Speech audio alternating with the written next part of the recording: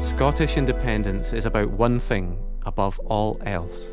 The people who live in Scotland should be the people who decide Scotland's future. That's it. It's not about whether you feel Scottish, British, English, European. We all have our own stories, our own identities, and we can all call Scotland our home. It's not about where you come from or about the past. It's about the future and where we're going together. With independence, the people of Scotland would always get the governments we vote for. It's not about the SNP. You can vote for any party you want, but Scotland's future will be in Scotland's hands.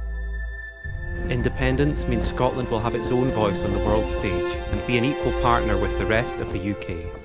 Scotland is a nation in the northwest of Europe with two governments. The Scottish Government in Edinburgh and the UK Government in London. At Westminster, Scotland very rarely gets the government it votes for. Scotland hasn't voted for the Tories since the 50s, yet we've had Tory government after Tory government since then as part of the UK. This means the UK government can inflict damaging policies against Scotland's wishes, such as Brexit, dragging us out of trade deals, bringing rising food prices, rising energy bills, and hurting Scottish businesses. In fact, the UK government's own stats body, the OBR, says, in the long term, it is the case that Brexit has a bigger impact than the pandemic over the long term. It means 800 lords and baronesses, who make up more than half the UK Parliament, are unelected and unaccountable, and they're there for life. The UK is not remotely a corrupt country, nor do I believe that our institutions are corrupt. It means that Tory corruption carries on unchecked, and there's very little we can do about it within the Union. Under devolution, there are powers that are devolved to the Scottish Parliament and there are powers reserved at Westminster. However, the Tories are using Brexit as an excuse to launch a power grab on the Scottish Parliament and the Scottish people, and to overrule laws passed in Scotland. In fact, they've taken the Scottish Parliament to court to stop us from passing a bill that strengthens children's rights. His former chief advisor says Boris Johnson wants to abolish the Scottish Parliament.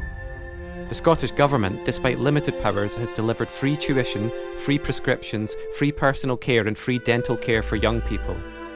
And as we build back from the pandemic, the people who live in Scotland should decide what kind of country we build, not have it decided for us by Westminster and Boris Johnson. After all, independence is normal. Of all the countries which have become independent from the UK, not one of them has tried to come back. Independent countries of a similar size to Scotland, like our neighbours Denmark, Norway and Ireland, are thriving. They're all happier, wealthier and fairer than the UK. Scotland is a nation in waiting. From our highly educated population to our abundance of natural resources, the power to build that better, fairer, greener and more equal independent Scotland is in all of our hands. And all you have to do is mark an X next to yes on a ballot paper.